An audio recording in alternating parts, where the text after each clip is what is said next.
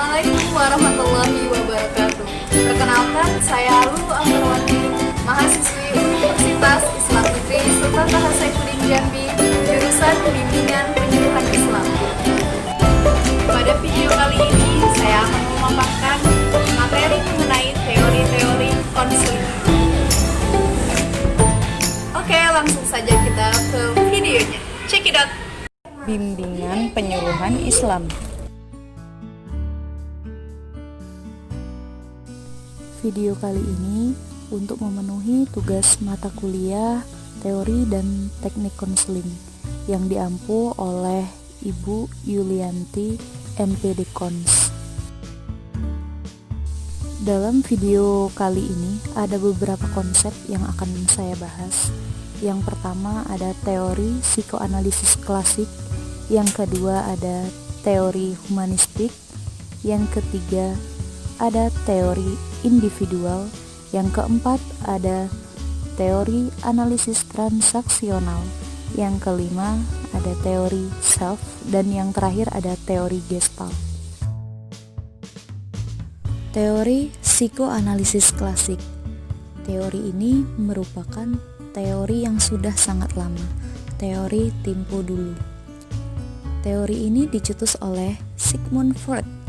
Sigmund Freud adalah pendiri aliran psikoanalisis dalam bidang psikologi. Menurut Freud, kehidupan jiwa memiliki 3 tingkatan kesadaran, yakni sadar, prasadar, dan tidak sadar. Teori ini membahas tentang ketidaksadaran seseorang. Apa sih kesadaran itu?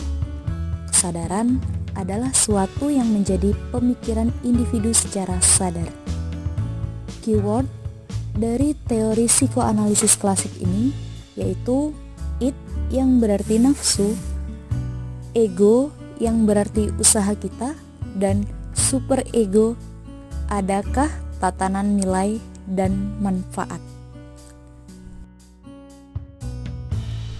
Teori humanistik.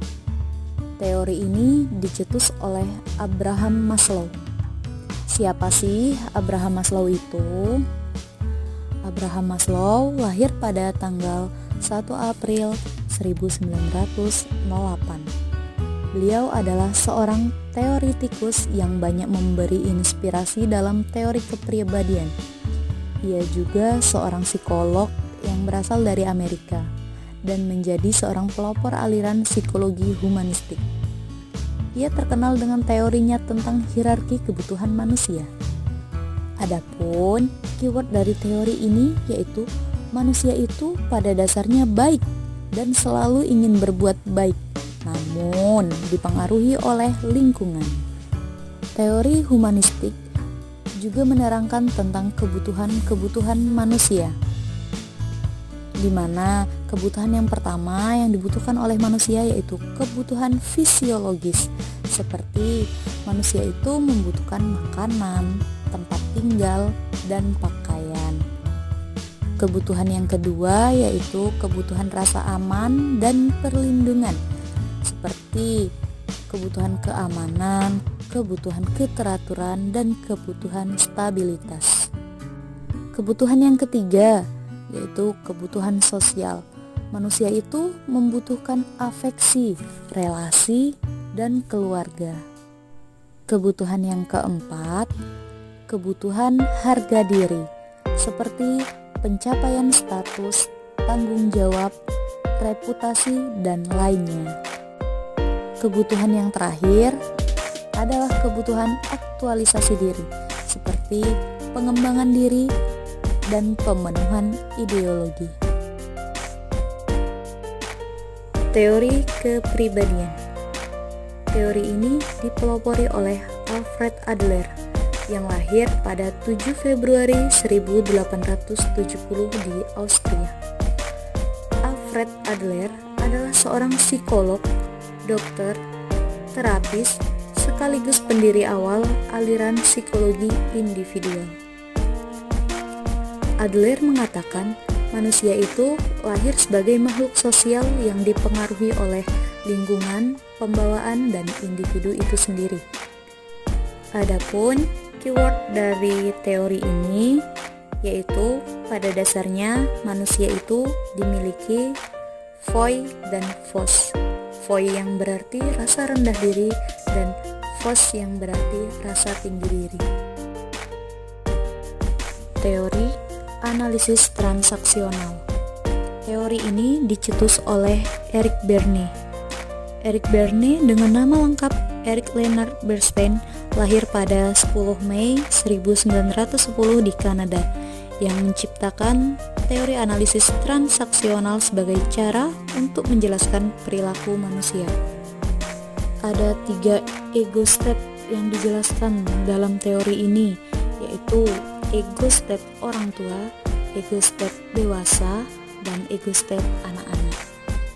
Pada teori ini ada games pribadi yang mengatakan seperti I am okay, you okay, I am not okay, you okay, I am okay, you not okay, dan I am not okay, you not okay. Pada analisis transaksional juga memiliki 3 transaksi, yaitu transaksi sejajar, transaksi silang, dan transaksi terselubung. Teori self. Teori ini dipelopori oleh Carl Rogers, di mana Rogers dilahirkan pada tanggal 8 Januari 1902. Carl Rogers adalah seorang psikolog yang pendekatan terapi yang berpusat pada klien. Rogers menganggap bahwa manusia pada dasarnya baik atau sehat. Keyword dari teori ini yaitu what is me, yang bertanya tentang diri sendiri dan bagaimana dirinya. Struktur pada teori kepribadian yaitu organisme, yang berarti keseluruhan dari seseorang seperti pikiran, tingkah laku, dan organisme. Yang kedua, lapangan fenomena, yang berarti pengalaman yang sudah terjadi. Dan yang terakhir, struktur kepribadiannya yaitu self, yang berarti karakteristik yang menjadi isi saat kita berkata saya adalah. Teori Gestalt. Teori ini dipelopori oleh sepasang suami istri, yaitu Frederick Perls dan Laura Perls. Frederick adalah seorang psikiater, psikoanalis, dan psikoterapis. Sedangkan Laura adalah seorang psikologi yang membantu mendirikan sekolah psikoterapi Gestalt. Teori Gestalt ini merupakan memandang pengalaman secara keseluruhan individu, di mana pengalaman akan mempengaruhi perilaku kita. Keyword dalam teori Gestalt ini yaitu here and now, di sini dan sekarang.